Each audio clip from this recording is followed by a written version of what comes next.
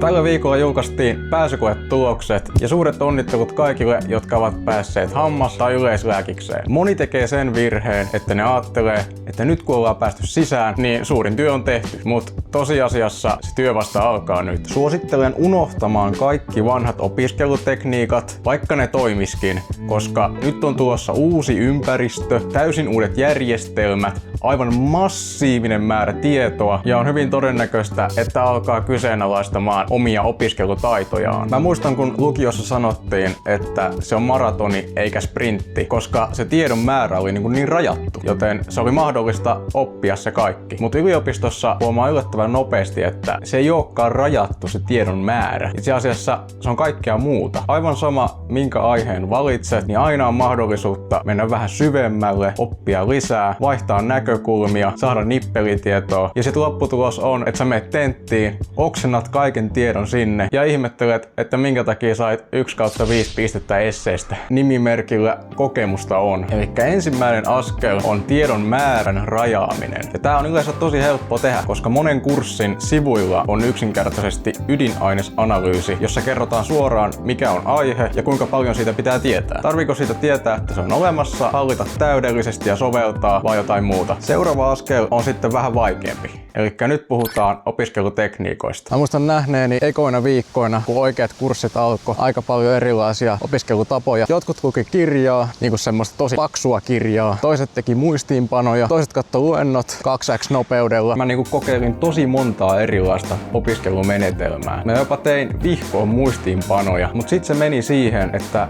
mä vaan tein muistiinpanoja, enkä oikeastaan osannut niitä aiheita sitten kun oli tenttisalissa ja mietti vaan, että mitähän minä siihen vihkoon kirjoitin. Mut ehkä niinku mieleen jäi sana active recall, eli se, että sä palaat siihen asiaan, muistutat itsellesi, että mistä on kyse ja aktiivisesti koitat takoa sitä tietoa sinne pääkoppaan. Se, että sä et vaan niinku tyhjänpäiväisesti lue tekstiä, vaan keskityt siihen ja koitat oikein muistaa sitä lukemaasi. Ja sitten vielä se, että säännöllisin väliajoin palaat siihen ja kertaat. Se on tutkimusten mukaan paras tapa oppia. Mä itse suosin muistilappuja. Ja muistilappuhan toimii silleensä, että toisella puolella lukee aihe tai kysymys, joka niinku saa teikäläisen muistamaan tai ihmettelemään sitä aihetta, jolloin sä voit päätellä, mitä siellä muistilapun toisella puolella on. Ja koska se on tosi työlästä tehdä fyysisiä muistilappuja, niin onneksi nykyään on olemassa digitaalisia vaihtoehtoja. Ja tässä vaiheessa saanen esitellä sovelluksen nimeltä Anki. Anki on tyyli japania ja tarkoittaa muistaminen. Tää toimii siis. Siis mun mielestä Anki on oikeasti hyvä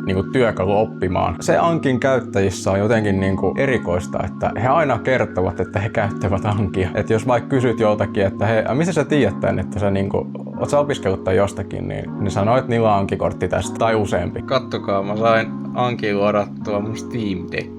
Ja mä muistan mun kakkosvuoden opiskelusuunnitelma oli tosi pitkälle se, että mä otin luentodioja, tiivistin ne eka tekoälyllä, ChatGPT tai Claude, ja sit sanoin niille, että tehkää yksinkertaisia kysymyksiä, joiden vastaukset on lyhyitä ja ne on helppo käydä läpi. Sitten se oksentaa semmosen tekstitiedoston ja sen voi suoraan laittaa Ankiin. Siis se meni niin pitkälle se mun Ankikorttien tekeminen, että jos lasketaan kaikki toisen vuoden Ankikortit yhteen, niin niitä on 10 000 melkein. Mutta ne ei ollut kaikki tekstiankeja. Eli semmosia kortteja, jossa on tekstikysymys ja tekstivastaus. Vaan erityisesti anatomiassa mä tykkäsin tehdä semmosia kuva-ankeja, että peitetään se kohta, missä on sen lihaksen nimi, ja sit siinä vaan nuoli osoittaa, että mikä tämä on. Ja sit voi vaan pohtia, että se saattaa olla musculus masseteri esimerkiksi. Tässäkin on kuitenkin ymmärrettävä se, että mitä tässä haetaan. Totta kai se on hauskaa lukea kirjoja ja se kannattaakin, mutta se ei ole yhtä tehokasta. Mut mä tiedän, että tää opiskelutekniikka ei todellakaan ole kaikille ja suurin haastehan siinä on nimenomaan se, että saako sitä opiskelumateriaalia. Se on tosi työlästä tehdä itse omat Ankikortit, vaikka käyttäisi tekoälyä ja etenkin jos käyttää tekoälyä, koska sit sun pitää olla täysin varma, että se tieto on oikein. Ja etenkin jos kopioi suoraan luentodiasta tekoälyä, niin saattaa olla, että se katsoo rivin väärin, vaikka onko lääkkeen vaikutusmekanismi oikein ihan täysin eri, mitä sä oot tässä opiskellut viimeisen kuukauden tenttiin.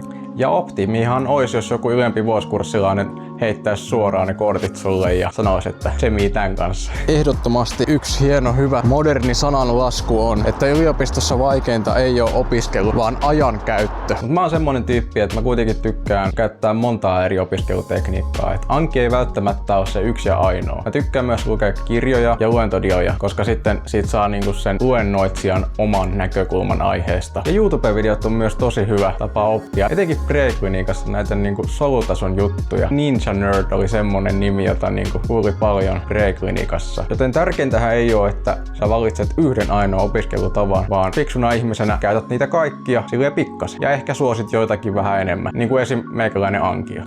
Täällä mun huoneessa on hiton kuuma. Huomaa, että on kesä. Kiitos paljon, että katsoit video. Jätä tykkäys, jos tykkäsit, ja se on seuraavaa kertaa.